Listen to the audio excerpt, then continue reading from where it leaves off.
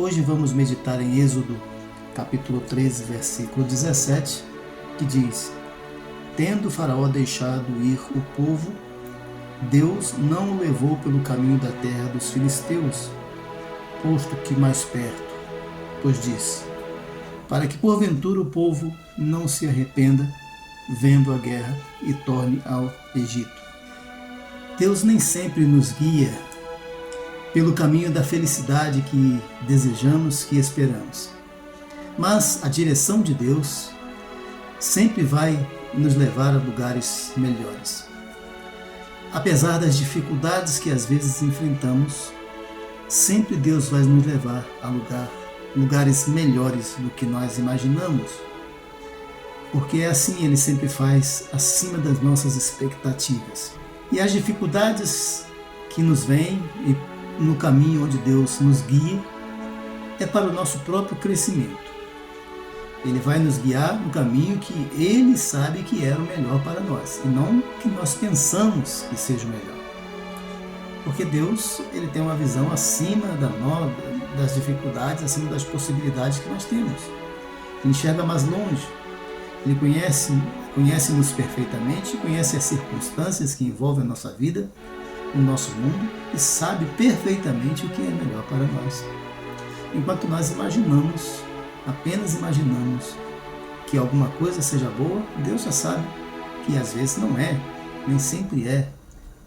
E Ele assim nos guia pelo caminho do que é melhor para nós. O povo de Israel aqui estava saindo do Egito, da escravidão, e estava saindo para a liberdade. E Deus sabia qual o caminho melhor para eles chegarem à terra prometida, a Canaã. Então Deus sempre nos dirige para a liberdade. E todos nós gostamos e falamos muito em liberdade, mas a verdadeira liberdade, ela tem um preço.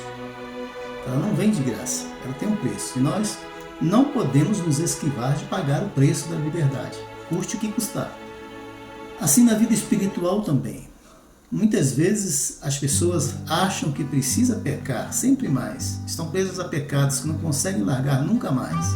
Muitas vezes já ouvi a palavra: olha, quando eu resolver o meu problema, deixar esse pecado, eu vou então seguir a Cristo. Não deixa nunca. Porque só seguindo a Cristo, é só Cristo que nos pode libertar do nosso pecado e dos nossos pecados. Então só seguindo a Ele para termos a liberdade, a verdadeira liberdade. Mas a liberdade tem um preço.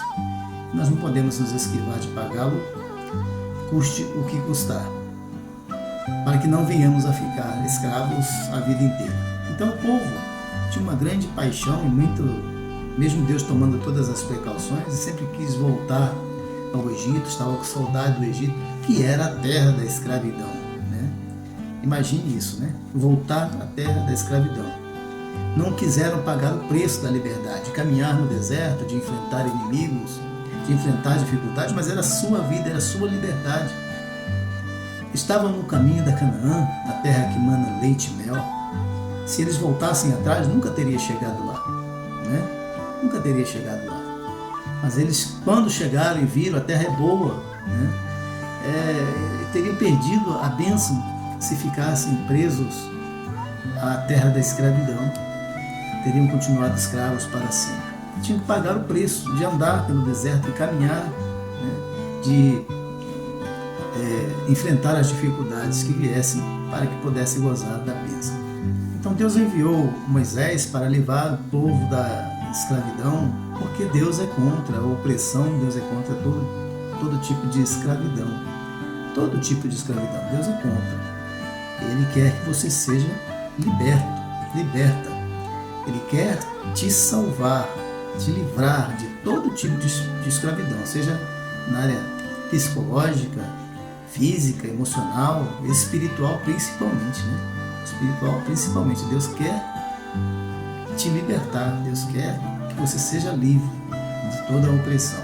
Deus guia o seu povo, Deus quer nos guiar para o caminho da abundância real, verdadeira.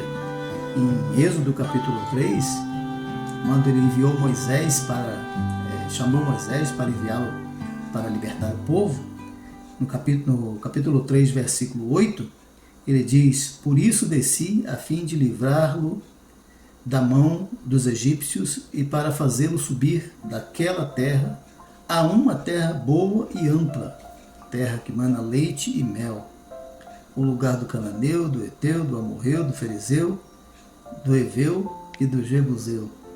Ou seja, Deus tirar o povo da terra do Egito, da escravidão, e levar para uma terra que mana leite e mel. Ele nos liberta para levar para um lugar de fartura. Deus quer que a gente tenha fartura. Deus quer que você seja abençoado. Deus quer te guiar no caminho da felicidade eterna. Basta deixar Deus guiar a sua vida. É isso que Ele quer. Você deixe Ele guiar a sua vida, que você confie nele. Essa questão de deixar guiar é isso, né? Você confiar e se entregar. Então, nós podemos ver nesses versículos que Deus é libertador. Né? Deus é libertador. Deus é o libertador do seu povo. Né? Deus livra da opressão, da escravidão, e mais do que isso, Ele não somente livra, porque uma coisa é você libertar uma pessoa, dizer: bom, agora você está livre, faça o que quiser. Mas Deus também guiou o povo para uma terra melhor, para uma terra que mana leite e mel. Então, Deus é libertador, Deus é abençoador, né?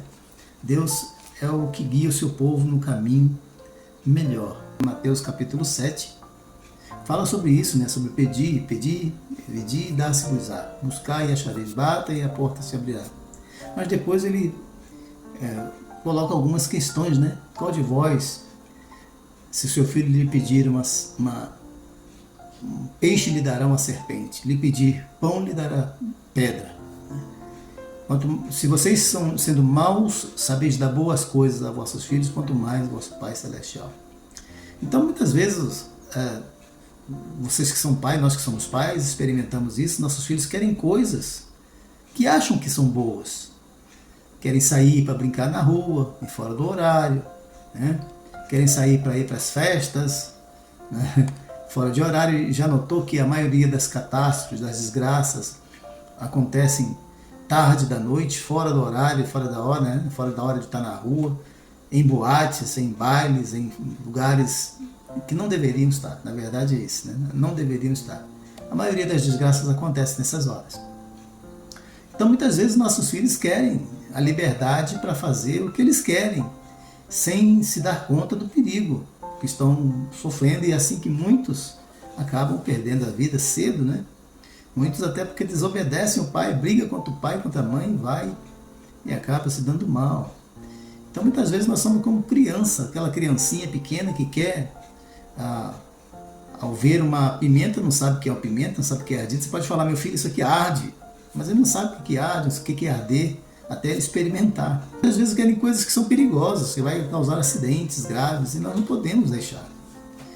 E muitas vezes contra a vontade delas. Assim nós somos diante de Deus. Muitas vezes nós queremos coisas que achamos, temos certeza, juramos de pé junto, que é bom, que são coisas boas, mas não são. Deus sabe lá na frente que essas coisas vão nos corromper, ou vão nos trazer tristeza, vão ser coisas ruins para a nossa vida, né? Então, muita gente hoje querem, assim, esse tipo de coisa, né? Coisa que trazem desgosto para as suas vidas. Querem respostas rápidas, não têm paciência de esperar. O povo pensou que era sair do Egito e rapidinho entrar na Terra Prometida, mas não, tinha o Mar Vermelho, tinha o deserto, tinha outros povos pela frente, até chegar na Terra Prometida. Não era sair de uma porta e entrar na outra, né? A vida não é assim. A vida não funciona desse jeito. Nós temos que ter um processo para tudo neste mundo. Nós temos que entrar dentro do processo. Temos que viver o processo. O processo é sair, caminhar, enfrentar dificuldades até chegar, né? Não é instalar o dedo e pronto, está tudo certo, como num toque. Aqui é o touch screen, né? Não é assim que a vida acontece, né? A vida não é desse jeito, né? Então, muita gente são assim levados por ilusões, fantasias, que pensa que as coisas são fáceis para uns, difíceis para outros, mas é difícil para todo mundo, né? Aqueles que estão achando que são fáceis é porque ainda não teve consciência da realidade. Então, não se pode pensar que a vida é como uma novela, né? Como uma conto de fadas, nada disso, né? Sempre tem um final feliz, não é assim. Né? Há muitas tristezas nesta vida, né? Há sempre angústia, sempre problemas. O que a gente pode ter certeza da vida em Cristo é que nós teremos uma vitória final garantida por Cristo, assim como Ele teve, né? Inclusive é o melhor exemplo que nós temos de padecimento neste mundo e de vitórias espirituais diante de Deus, na ressurreição, na glória que Ele agora goza junto do Pai, e esta é a promessa que Ele nos fez. O caminho da infidelidade é um caminho que parece mais fácil, que traz prazer mais rápido, mas traz desgostos eternos. A gente precisa ter cuidado com isso. Às vezes o pecar é muito bom, parece que é muito bom, mas as consequências dizem que pecar é muito ruim. As consequências dizem que o pecado traz dor, traz morte. E é assim que é sempre. Né? O pecado nunca vai trazer coisas boas para a nossa vida. Então a gente precisa acreditar nisso, nos caminhos de Deus. O caminho de Deus é melhor do que o caminho do homem. Seguir por onde Deus que a gente quer que a gente siga sempre foi melhor e continua sendo e vai ser sempre o melhor para nós. Não achar que nós podemos traçar os nossos próprios caminhos. Há muita gente pensando que pode ir para o céu, que pode receber o perdão de Deus por seus próprios méritos, por suas próprias crenças, suas próprias ideias, esforços. Não é assim. Deus não estabeleceu que as coisas funcionassem desse jeito. Ele estabeleceu que você precisa crer em Jesus, confessar a Jesus, pedir perdão dos seus pecados, e aí sim, o processo é esse. Tem que entrar no processo, senão vai viver de ilusão. Nossos caminhos, nossos desejos, nossos pensamentos são muito inferiores em relação ao de Deus, né? Isaías 55, versículo 8, Deus diz que os pensamentos dele são mais altos que os nossos pensamentos. Consequentemente, os projetos que ele tem para nós são muito mais altos também, e as bênçãos são muito maiores, infinitamente maiores. Então a gente precisa confiar em Deus, que Ele está nos guiando pelo caminho certo. Se o povo de Israel entendesse isso lá no passado, né, teria sofrido menos. Porém, entretanto, todavia, o fato deles errarem muito lá e deixarem esses escritos para nós, serve-nos de exemplo hoje, para que não erremos tanto, para que aproveitemos os nossos dias, a nossa vida, né, obedecendo a Deus, que é o melhor. Salmo 18:30 diz que os caminhos de Deus são perfeitos. Isso é que a gente precisa acreditar, confiar totalmente. Os caminhos de Deus são perfeitos. 1 de Pedro 5, versículo 10, diz que Ele começou uma obra naqueles que confiam nele. Começou uma obra na igreja, começou a obra nos crentes, e Ele vai terminar essa obra. Pode ter certeza que vai terminar. Às vezes a gente acha que está demorando, vai demorar muito, o sofrimento está demais, né? Mas Deus está nos guiando, creia nisso. Por mais difícil que pareça, pode crer, Deus está te guiando. Às vezes nós ficamos chorando, dizendo eu não consigo. Não, Deus quer treinar os nossos músculos espirituais, né? A nossa perseverança, a nossa longanimidade. Deus quer que a gente experimente, Deus quer que a gente experimente da luta para valorizar ainda mais a vitória, gozar com muito mais vitória. Essa é a realidade.